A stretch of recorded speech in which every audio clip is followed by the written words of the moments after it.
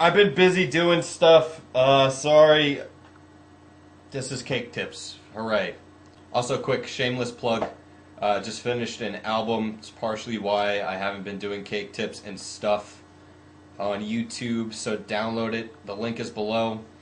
And the links for the songs individually, if you want to preview them first or download them individually, are also below on the SoundCloud links. So check those too. If not, whatever.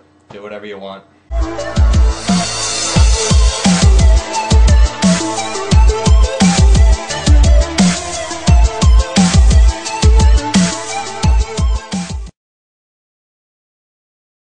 Alright, so a lot of people, a lot of people really suck a lot of ball sacks at playing cat, and it's weird because you usually play cat with the second person, but I usually, at least with my team, I solo cat. I play it completely alone, and we'll do like two guys over at long. At least that's like a setup we'll throw out a bunch of times when we're playing, excuse me. And I feel comfortable in my ability to play this two-person position alone because I don't play cat like all the way pushed up. People think that you need to be on the stairs, like way over by those double stack boxes when you're playing cat, and you can play cat really passively and be successful with it.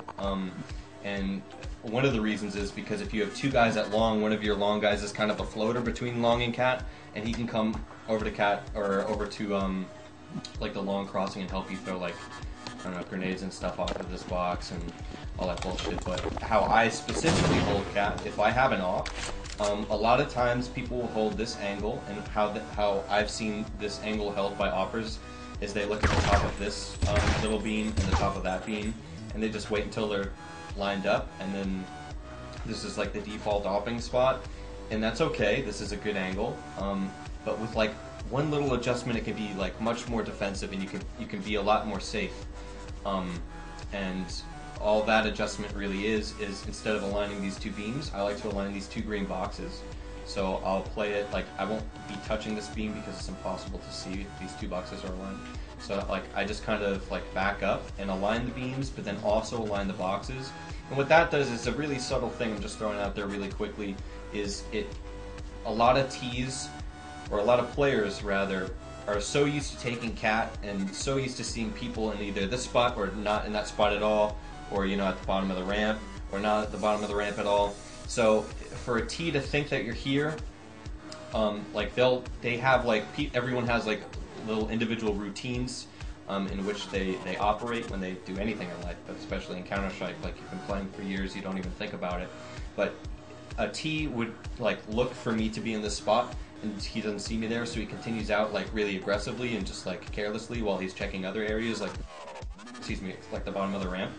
And all you have to do to like give yourself that little couple of millisecond edge over your opponent is to just like move the spot up a little bit. I like to align it just a little bit over, and you'll be so much more successful with that, guarantee it. If you're culting from the A ramp defending cat, there are a couple of things I like to do. One of them is I like to throw flashes off of this box.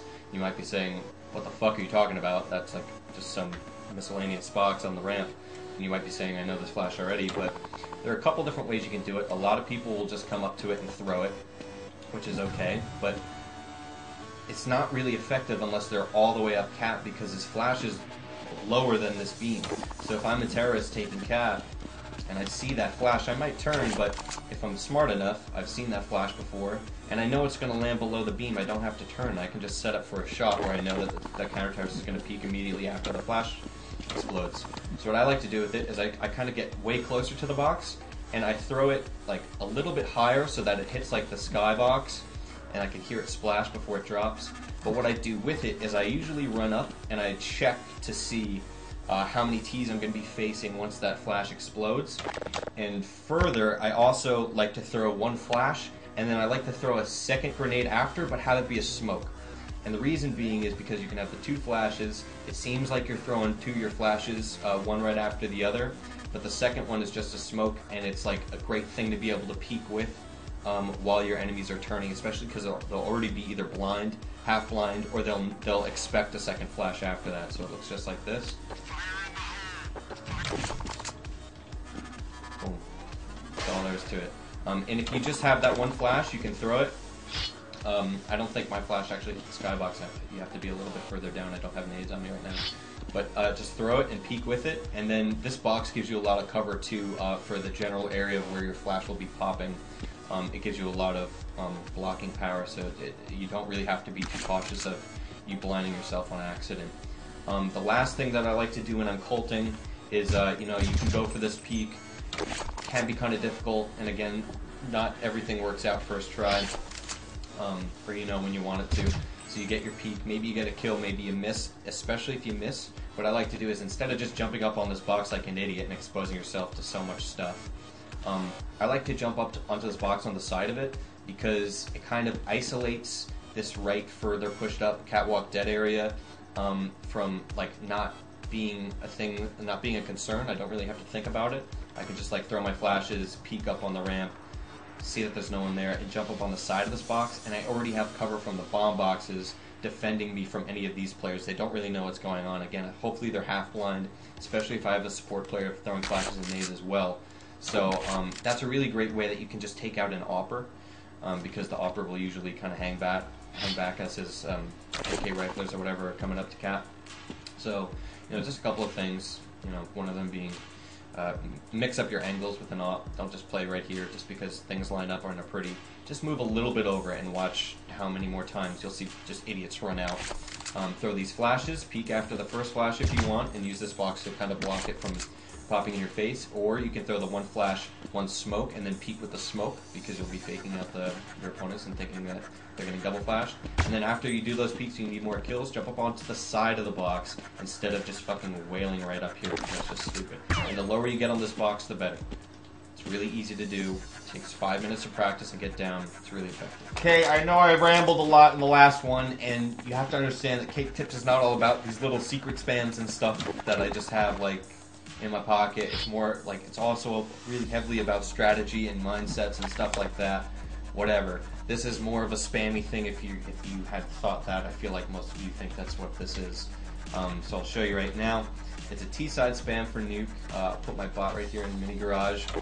And basically what it is I'll try to make this shorter, sorry, it's just like an early round thing, a spam, basically that you'd want to do if you were kind of later in the pack, a worse spawn when you're a T, and it's to try to do some damage or even get a kill on players, CT defenders running in through mini. And what you do is you run up here, you jump onto the roof, you run up to this gray corner bit, you get on this side of it, and you just kind of align yourself up with it, like such, something like that. Now the line we're looking at is this straight line right here. You know, you see how all these little straight lines are in the wall. You look at this line, it's like not the smallest one, it's just like kind of, it's that one, just fucking remember it, it's not that hard. You look at it, you take a running step towards it, and you keep a little bit down on it. I'm doing damage. The bot was turned, he's facing the other direction, so his hitboxes are different. I'll try to fix that really quickly. Everyone is like, oh my god, I'm so bored, this fucking sucks. Bot move 1. Bot move 0. Okay. Do it again. It's important to take that running step up though after you align the spam, so like really quickly you just like, bam, there's the line, run up, like just take some shots. You don't necessarily have to get a kill, but like you can goose someone, you can do some dinks, then you can nade the hut because he's probably gonna sit on top of hut and be like, what the fuck am I doing in my life? And then you nade him and then he said, easy stuff, but cool.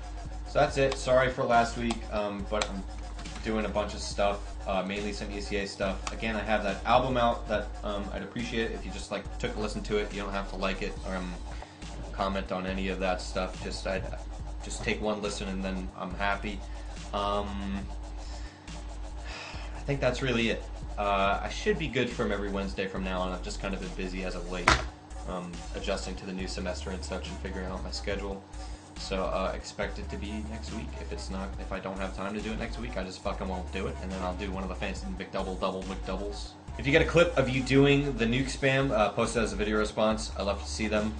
I don't know. That's it. I gotta record ECA stuff right now. So I hope you liked it. See you next week, hopefully.